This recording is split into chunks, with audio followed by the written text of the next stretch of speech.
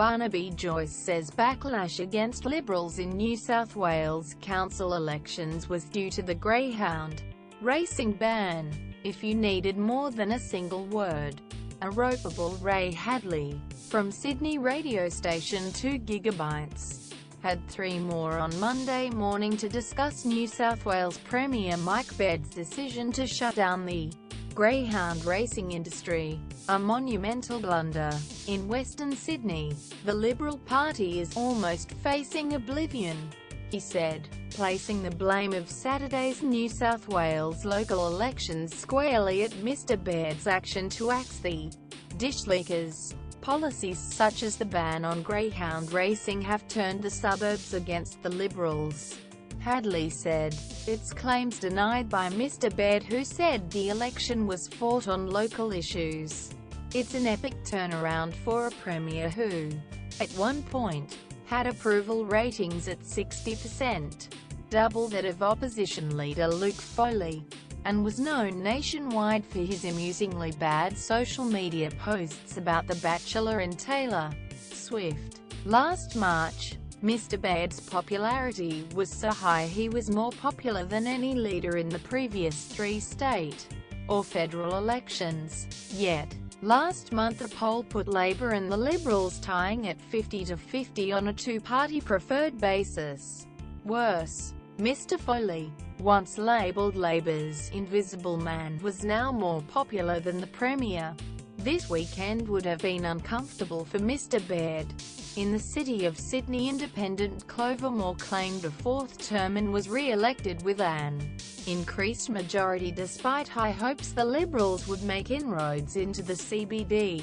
But it was the result in Western Sydney that really smarted as Liberal councillor after Liberal councillor was toppled. Labor claimed large swings towards it in the local government areas of Liverpool, Penrith, the Blue Mountains, Blacktown, Campbelltown and Camden. Mr Foley said the voters had delivered a stinging rebuff to the Premier. The people of Western Sydney and across New South Wales have sent a message to Premier Mike Baird, he said. They've had enough of his high-handed, arrogant behaviour. How did the golden child of the Liberal Party turn into such a liability so quickly?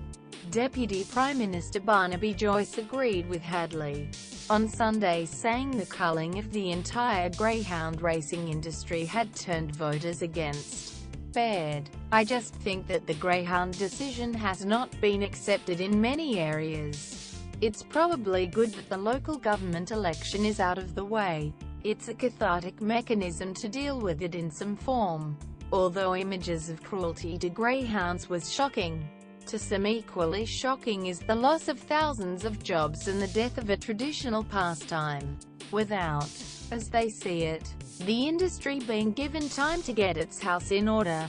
Mr Baird rejects this and has said Greyhound racing has had ample opportunity to prove it could act responsibly. Dr Bly Grant, a senior lecturer at UTS Institute for Public Policy and Governance, told News.com, "Oh, the results in Sydney were very interesting, and the forced council mergers across the state were another hot-button issue. It's caused a ruction. It's made the whole notion of local government, some would say, very controversial, but other people would say very toxic, saying that it led some voters to reject the coalition. And the Pandora's box of policies doesn't end there. The pub lockout laws, although centred on central Sydney, have spread their tentacles far beyond, with bottle shops now forced to close by 10 p.m. across New South Wales, angering voters in traditional blue seats. Then there's the failed sale of the state's electricity assets to a Chinese-led consortium and the recent health scandal that saw a baby die because of shoddy hospital maintenance. Dr. Stuart Jackson, a politics lecturer at the University of Sydney, told News.com, "Oh, the Liberal Party was split between two wings, confusing voters as to what they stood for.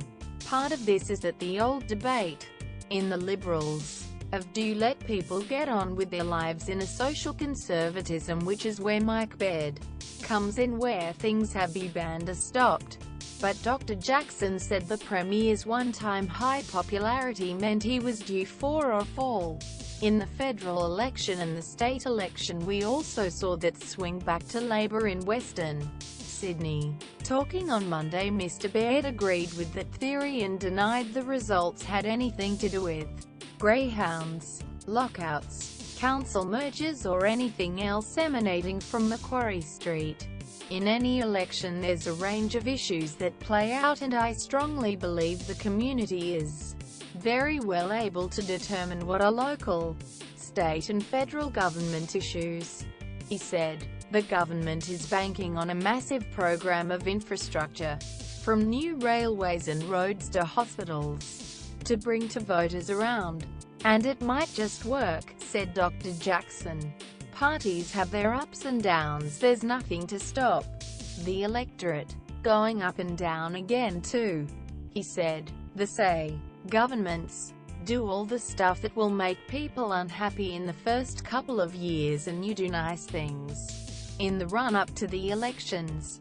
So it's better to do that stuff now and not going into the next state election in 2019.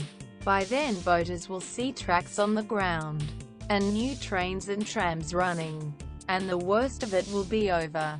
By then we'll also know if the banning of dish liquors was just momentary pause in Mr. Baird's popularity, or if it was the moment the turnaround against the Premier really began.